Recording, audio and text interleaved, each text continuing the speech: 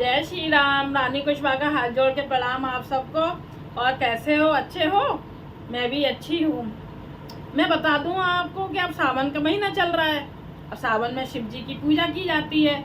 जितनी हो सके ज़्यादा से ज़्यादा शिव जी पर पूजा की जाती है। शिव जी बहुत प्रसन्न होते हैं पूजा करने पर, और राम जी भी बहुत प्रसन्न होते हैं। राम की कृपा मतलब राम जी हमारे ऊपर जब भी कृपा करते हैं जब राम जी की कृपा शिव जी की कृपा हम पर हो, तभी राम जी हमारी कृपा हम पर कृपा करते हैं। राम जी ने उसमें श्री रामचरितमानस में बोला है।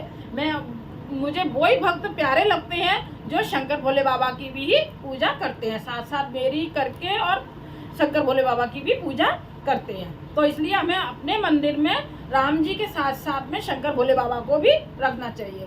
हमें शंकर भोले बाबा, गोपाल कान्हा मतलब बंसी वाले ये रखने चाहिए, शालिग्राम जी रखने चाहिए अपने मंदिर में, और देवी माँ रखनी चाहिए, सूरज देवता रखने चाहिए, ये सब होने चाहिए। तो आज मैं बता दूं, अब जैसे हम अब जल चढ़ाया करेंगे, रोज शंकर जी पर जल चढ़ाना है हमें। तो कभी कभी ऐसा तो हम मंदिर नहीं जा पाते हैं। इन दिनों में पानी भी बहुत पड़ता है, पानी बरसता है, तो मंदिर नहीं जा पाते हैं। तो हम घर पे ही अपने शिवलिंग रख सकते हैं। एक तो काले वाले शिवलिंग आते हैं और एक शिव परिवार आता है। शिव परिवार मेरे पास है, वो मैं आपको दिखा देती हूँ, मिलवा देती हूँ ना शिव परिवार से। वो मेरा परिवार है। ये हमें कहना चाहिए कि ये हमारा पूरा परिवार हमारा है, हम इनके बच्चे हैं, ये परिवार है। किसी को कोई ना कोई नाम देना चाहिए।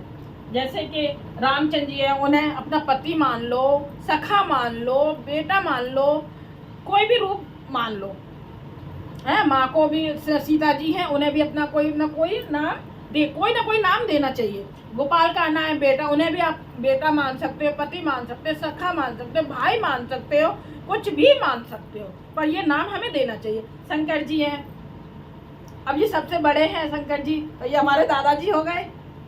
बाबा साहब दादाजी हो गए, है ना। मैं मानती हूँ ये ऐसे। तो देखो मैं दिखा देती हूँ शिव परिवार। ये है पूरा परिवार। मैं यहाँ रख ली, वहाँ से उतार के मैंने यहाँ रख लिया है, रख लिए हैं। वैसे उधर रखे रहते हैं मेरे अंदर। ये मेरे छोटे कान्हा जी हैं, वो गोपाल जी हैं।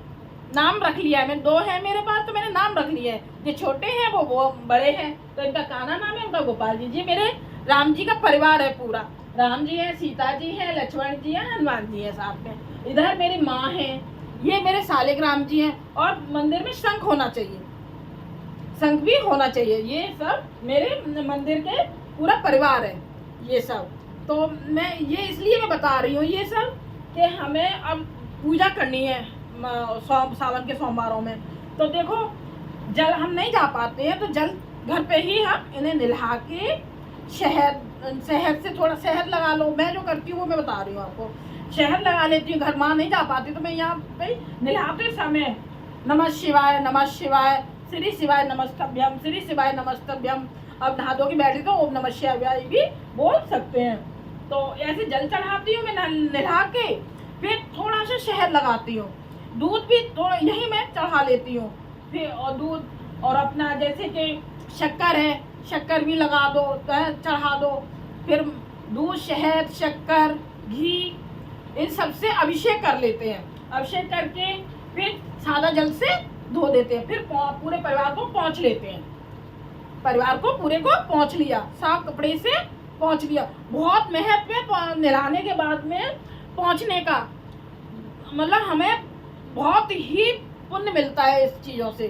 पोंछने के बाद में फिर मैं तिलक लगाती हूँ, चंदन, पीला चंदन चावल मिला के तिलक हमें लगाने चाहिए। चावल मिला के अच्छा जो बोलते हैं वो मिला के हमें लगाना चाहिए। चाहे हम राम जी के लगाएं और चाहे कान्हा के लगाएं, शालिग्राम जी के लगाएं, है ना। विष्णु भगवान के नहीं लगते हैं चावल, माँ के लगते हैं।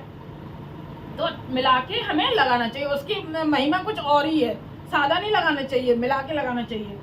लगाते हैं। फिर लाल चंदन और आता है, लाल चंदन लगाते हैं। बेलपत्र चढ़ा लेती हूँ। काले तिल की बहुत महिमा मैं अभी बताती हूँ आपको। इसमें काले तिल चढ़ाने चाहिए, काली मिर्च भी चढ़ानी चाहिए। ज़्यादा नहीं चढ़ाओ, 2 चढ़ा दो, 1 चढ़ा दो, जैसी श्रद्धा है वैसे चढ़ा दो। ये नहीं मैं भगवान जी बोलते खूब सारा मेरे पर चढ़ाओ, नहीं। चढ़ाओ, एक मन का भाव होना चाहिए।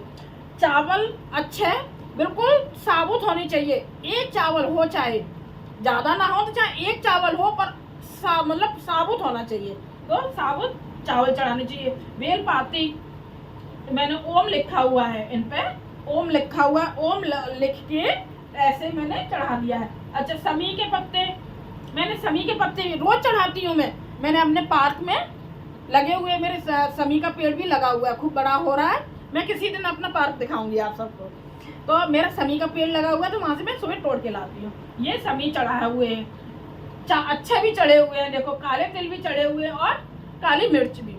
और पुष्प, वैसे सफ़ेद पुष्प बहुत प्रिय है शंकर भोले बाबा को, सफ़ेद पुष्प बहुत प्रिय है। और वो वाला ये हर श्रृंगार का पुष्प भी बहुत प्रिय है, तो वो भी चढ़ा सकते हैं। पर लेकिन सफ़ेद पुष्प नहीं है तो हम फिर कोई भी चढ़ा सकते हैं।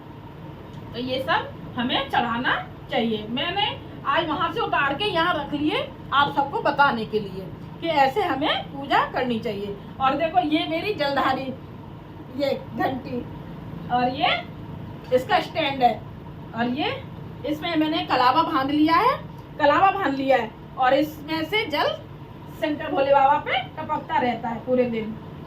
फिर मैं शाम को करती हूँ। शाम के बर्तन झूठे में तो भोग नहीं लगा सकते, क्योंकि हम झूठे में नहीं खाते, तो भगवान जी को हम कैसे लगा दें वो। फिर मैं सब बर्तन मांजती हूँ शाम को, सारे बर्तन मांजती हूँ शाम को।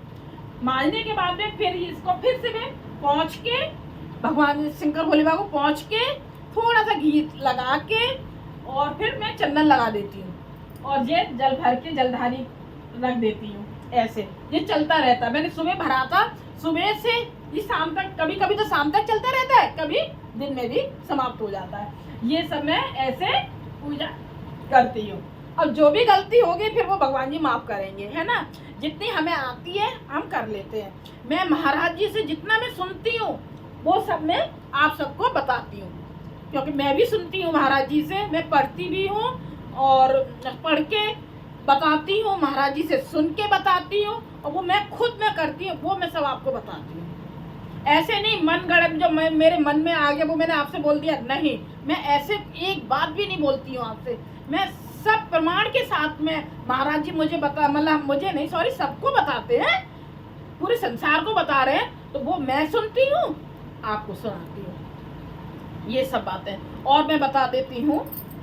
देखो क्या क्या चढ़ाना चाहिए हमें और उससे क्या क्या फल मिलता है, ये सब मैं बता रही हूँ। देखो शिवलिंग में जिस शिव पुराण में लिखा हुआ है, ऐसे नहीं कि मन चाहे बोल दिया, नहीं, शिव पुराण में लिखा हुआ है। मैं अब अभी मतलब अभी मैं रामायण में भी चल रही है, पर लेकिन वो भी मैं शिव पुराण में साक्षात में आपको दिखा के सुनाऊंगी सब कुछ। देखो क्या क्या चढ़ाना चाहिए, है ना। 1,00,000 पत्र बेलपत्र, जिस इंसान ने 1,00,000 पत्र शिव जी पर चढ़ा दिए तो उसे संपूर्ण पूजा करने का फल मिल जाता, संपूर्ण पूरी पूजा करने का फल मिल जाता। 1,00,000 पत्ते उसके बेल पत्र चढ़ाने के फल मिल जाता है। अच्छा, हर श्रृंगार के फूल प्रसिद्ध हैं, वो चढ़ाने चाहिए। और कन्नेर भी बहुत प्रसिद्ध है, भगवान को बहुत मतलब प्रसन्न करते हैं। पीला कन्नेर बहुत प्रसन्न है, वो बहुत खुश होते हैं भगवान जी पीले कन्नेर चढ़ाने से। फूल भगवान को पूजा का मतलब फल मिलता है, बहुत मिलता है, इससे बहुत प्रसन्न होते हैं। अच्छा, काले तिल, अभी मैंने बताया ना, काले तिल चढ़ाने से भी बहुत प्रसन्न होते हैं, हमारे घर में सुख शांति बनी रहती है। और देखो प्रसन्न होते हैं। और काले तिल चढ़ाकर पूजा करनी चाहिए। और 1,00,000 जौ जो होते हैं, गेहूँ जैसे, गेहूँ से और बड़े वाले जो जौ नहीं होते जिसमें भूसी ज़्यादा भूसी निकलती है, वो जौ, वो होते 1,00,000 चढ़ाओ। तो 1,00,000 जौ चढ़ाने चाहिए, तो उससे वंश की वृद्धि होती है, वंश की वृद्धि होती है 1,00,000 जौ चढ़ाने से। जिस शिव जी है ना, शिव जी के सिर ऊपर यहाँ उन पे चढ़ाना चाहिए, 1,00,000 जौ चढ़ाने चाहिए। शंकर जी के ऊपर गेहूँ चढ़ाने चाहिए। जौ चढ़ाने से, गेहूँ चढ़ाने से उस घर में संतान की कभी कमी नहीं होती है। आप जान सकते हैं कमी का क्या अर्थ है, कि जो मतलब जिनके बच्चे नहीं होते हैं वो तरसती रहती हैं, और सही बताऊं बात, मेरे भी बच्चा जो हुआ था, एक 5 साल बाद हुआ था शादी के, फिर 10 साल बाद। मैं भी बहुत विनती करती थी भगवान जी से, तो वो बच्ची नहीं रही। फिर उसके बाद में फिर बच्चा 10 साल बाद, मतलब उसके 5 साल बाद फिर बच्चा हुआ। अभी 10 साल, टोटल शादी के 10 साल बाद बच्चा हुआ था। बच्चा अभी बहुत अच्छा है, सुंदर है, सब कुछ है, सुशील है, 14 साल का बच्चा हो चुका है। वो सब किसकी कृपा से हुआ? शंकर भोले बाबा राम जी की कृपा से ये हुआ। तो इसे कहते कभी कमी नहीं आएगी। ये हम पूजा करते रहेंगे तो मेरे यहाँ कमी नहीं आई ना। बेशक चाहे वो लेट हुआ, पहली बच्ची हुई, कोई बात नहीं, वो मतलब सही नहीं थे, वो ओवर्शन हो चुका था वो अपने आप ही, तो वो फिर बच्चा हुआ, तो कमी तो नहीं आई ना।